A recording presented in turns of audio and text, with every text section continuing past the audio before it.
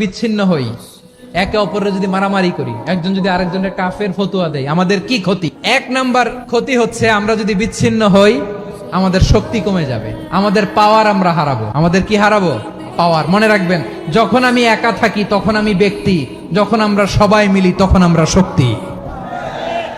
এই শক্তি নিয়ে আমাদের সামনে এগিয়ে যাওয়ার দরকার আছে না নাই? তাহলে আমরা যদি নিজেরা বিরোধে লিপ্ত হই, আমাদের ক্ষমতা, পাওয়ার ছুটে যাবে। আমরা এই পাওয়ার হারাতে চাই না, ঠিক কিনা বলেন? রব্বুল আলামিন ঠিক তাই বললেন। রব্বুল আলামিন বললেন, খবরদার, ওয়াতিউল্লাহ ওয়া রাসূলাহু ওয়া লা তানাযাউ ফাতাফশালু ওয়া তাযহাবা রিহুকুম ওয়াসবিরু ইন্নাল্লাহা মা'আস সাবিরিন। আল্লাহর আনুগত্য করো, নবীর আনুগত্য করো, কিন্তু খবরদার নিজেরা বিরোধে লিপ্ত হয়ো না, নিজেরা মারামারি করো না, তাহলে তোমাদের শক্তি কমায় দিবে কে? ফাতাফশালু, তোমরা সাহস হারাবা, ওয়া তাযহাবা রিহুকুম, তোমাদের শক্তি কমে যাবে, পাওয়ার কমে যাবে। তাহলে আমরা যদি নিজেরা মারামারি করি, আমরা নিজেরা যদি বিচ্ছিন্নতায় লিপ্ত হই, আমরা যদি মতানৈক্য করি, তাহলে আমাদের শক্তি কমে যাবে, ঠিক কিনা? আমরা শক্তি কমাবো। আচ্ছা, ছোট্ট একটা বাঁশের কঞ্চি যদি আপনারা দেয়, পায়ের মধ্যে ধাক্কা দিয়ে ভাঙতে পারবেন না? এরকম বাঁশের কঞ্চি যদি 20টা একসাথে জোড়া লাগায় দেয়, ভাঙতে পারবেন? কথা বোঝে নাই মনে হয়। চিকন একটা বাঁশের কঞ্চি দিলে ভাঙা যাবে না? এরকম চিকনই 20টা বাঁশের কঞ্চি একসাথে লাগাই দিলে ভাঙতে পারবেন? কারণ যখন আমি একা থাকি তখন আমি ব্যক্তি, যখন আমরা সবাই মিলি তখন আমরা শক্তি। আমরা যেন শক্তি না হারাই। আমরা বিরোধে লিপ্ত হলে আমাদের শক্তি কমে যাবে। এই হচ্ছে 1 নম্বর ডিসঅ্যাডভান্টেজ।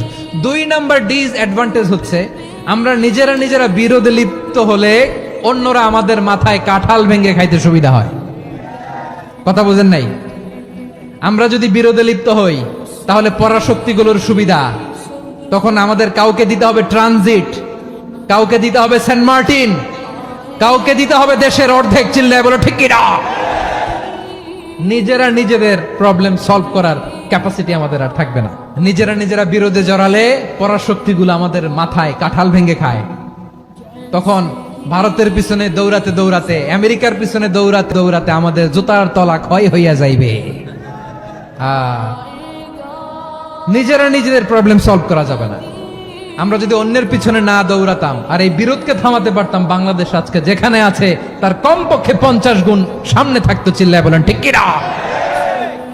তাহলে 1 নাম্বার ক্ষতি হচ্ছে আমাদের পাওয়ার লেস হয়ে যায়, আমরা দুর্বল হই যদি আমরা বিরোধ করি। 2 নাম্বার হচ্ছে পরাশক্তিগুলোর সুবিধা নেয়। 3 নাম্বার হচ্ছে আমাদের উন্নয়ন, দেশের উন্নতি, অগ্রগতি, এটা স্থবির হয়ে যায়, এটা বাধাগ্রস্ত হয়। প্রিয় ভাইয়েরা, ইউনিটি, ঐক্য হচ্ছে একটা দেশের উন্নয়নের মূল ভিত্তি।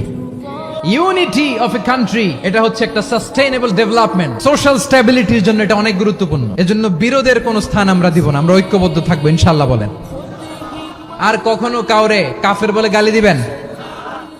তুই জাহান্নামী বলবেন? ঝগড়া লাগলে লাগাই দিবেন? তাহলে কি করবেন?